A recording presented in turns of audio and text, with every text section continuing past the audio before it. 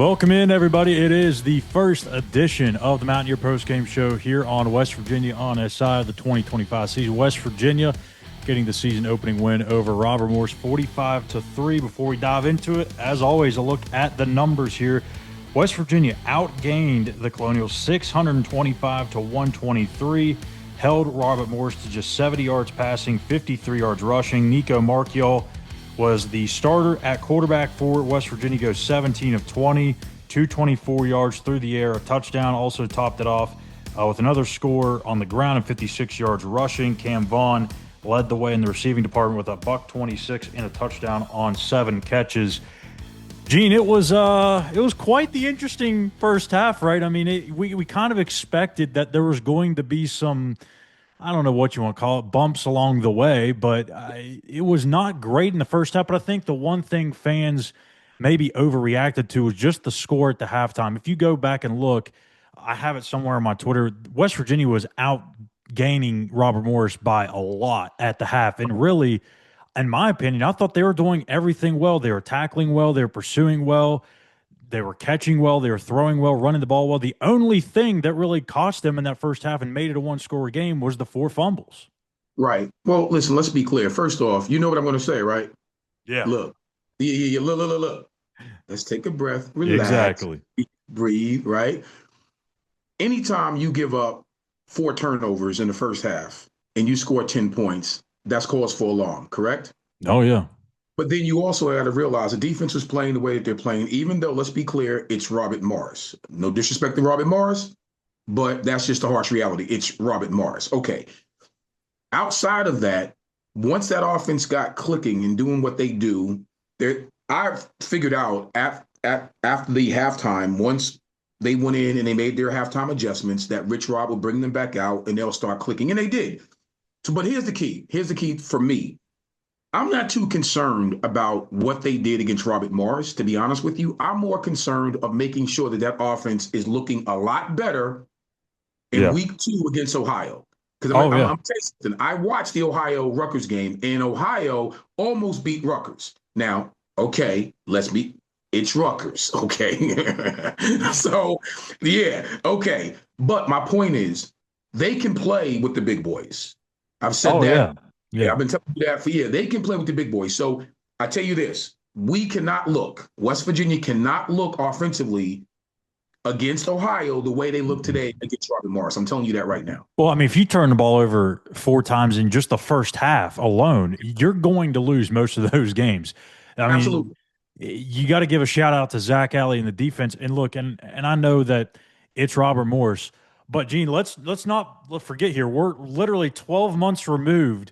And I know it's a different coaching staff, but from Albany coming into Morgantown and throwing for 300-plus yards alone, throwing for 300 yards. Robert Morris didn't even gain that total offense today. So I get it's just Robert Morris, but, hey, that's a major step forward in the right direction.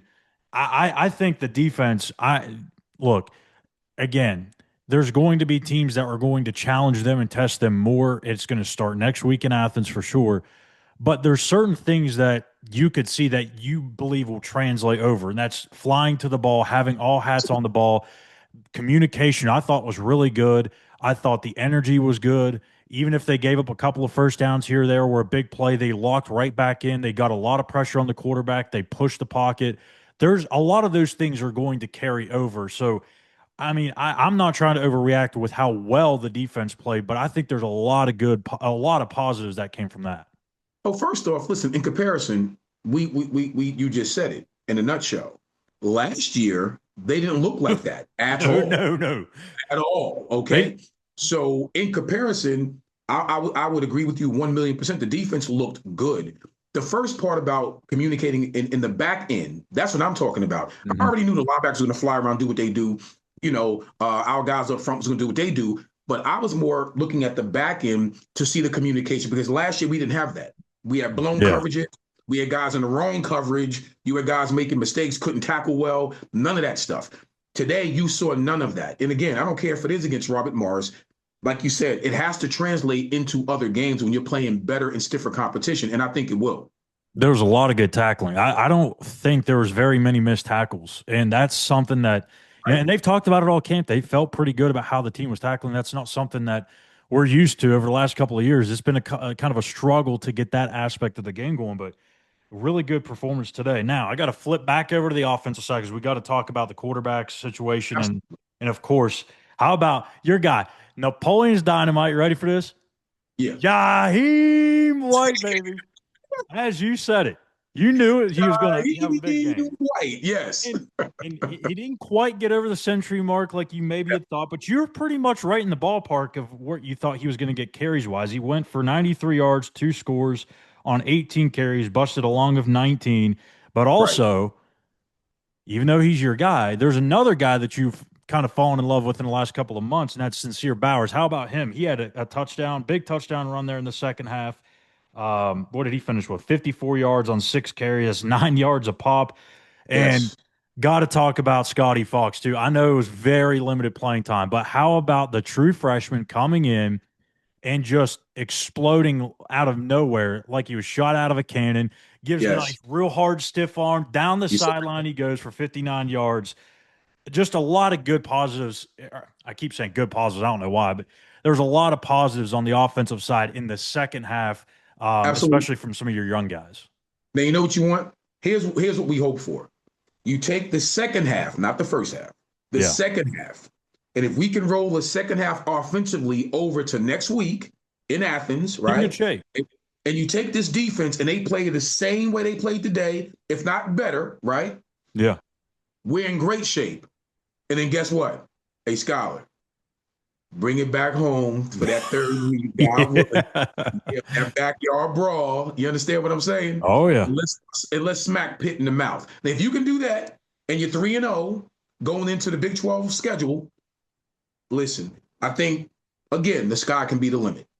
Yeah. I mean, there was so many things that I was concerned about offensively was really the timing of the like how would the tempo not I wouldn't say affect them, but could they continue to do it over the course of 4 quarters? And they clearly did that. The timing of the passing game was really concerned about that because you have so many quarterbacks taking reps during fall camp. You have an onslaught of receivers. Nico was pretty damn good. I mean, he was near perfect, 17 of 20 for 224.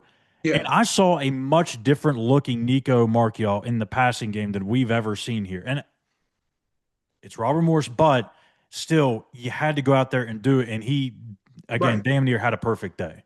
Well, let's talk about again the things that can transition from again one play to the next, 1 week to the next, right?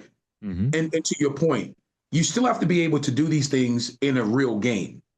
And he was able to do that. I told you this offense, the tempo of this offense, Rich wants to run 125 plays a game, my guy. You understand? Okay. Maybe another So 100 if he could. there you go. In the tempo of what they're running, I believe Nico's a starting quarterback, not only because he could handle it, but more importantly, he's a vet. He understands being in these type of games. So I get it. Yeah, you start him because he's going to give you some stability at the quarterback position, which in this offense, that's what you need. Now, Yeah. moving forward, let's see if he can press that button moving forward to start hitting those big plays.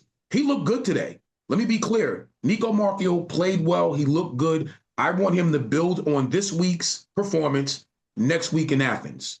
Yeah, because he's going to have to learn how to overcome adversity, which he really didn't face much of today. Right. And look, I mean, I might be crazy. People may say, like, no, Nico's the guy. But if I'm Rich Rodriguez, I'm all over Jalen Henderson and any other quarterback in that room saying, look, keep grinding because I need you ready.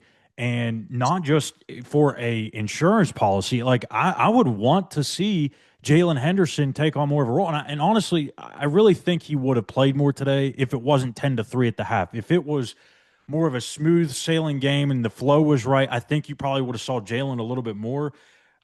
Nico still would have had the majority of the snaps, but Of course.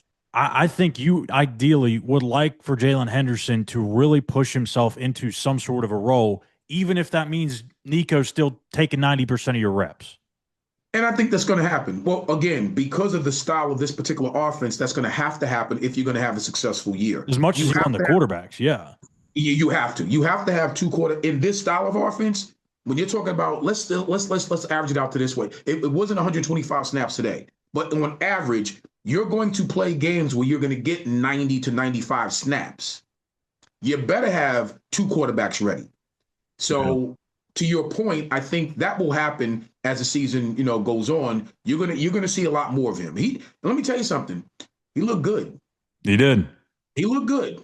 So in that style of offense, he looked really good. So we'll see. Time will tell. So final thoughts here as we close it out. Look, I think there's a lot that you could take from it. You could split the game in two halves, and I think that's probably how most of us are going to take it. The first half was just not good enough in terms of ball security standpoint. How concerning for you is that? How fixable is that? To me, I think ball security is something that you can harp on, you can teach, and you can talk about so much, but you have to go out there and execute it. But at the same time, I think, maybe I'm wrong. Personally, I think it's one of the easier things to fix. Maybe I'm wrong. I would think that'd be a lot easier than getting guys to tackle or be a willing runner or having that chemistry in the passing game. I feel like fixing fumble issues, because it wasn't like Nicco was making bad decisions. It was all just catch and fumbles after the catch. Those things, in my opinion, I think those are easier fixes.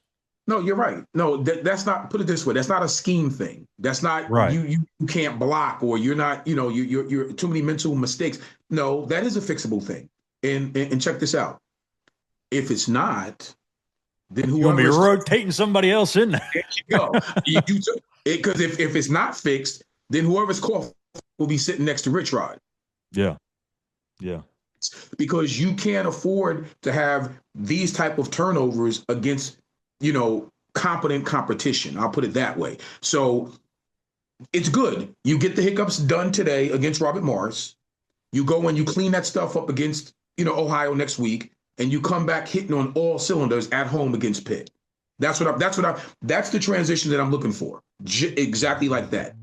And there you go.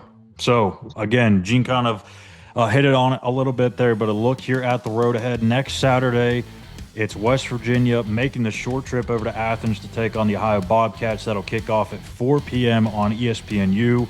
And then to round out non-conference play, they'll come back home for the backyard brawl against Pitt on September 13th, 3:30 p.m. ESPN for that one. And for our shows, I'll be back at it tomorrow morning for the morning after on Between the Eers, and then we'll be back into our regular routine with Between the Eers on Tuesday, Wednesday, and then the Walk Thru GameDay Show with Gene and myself breaking down the matchup between West Virginia and Ohio, and then, of course, wrapping up with the recap on Saturday. So that's it for us here today for the Mountaineer Postgame Show. For Eugene, Napoleon, I'm Schuyler Callihan. Once again, West Virginia winners 45-3 in Rich Rod's return over Robert Morris.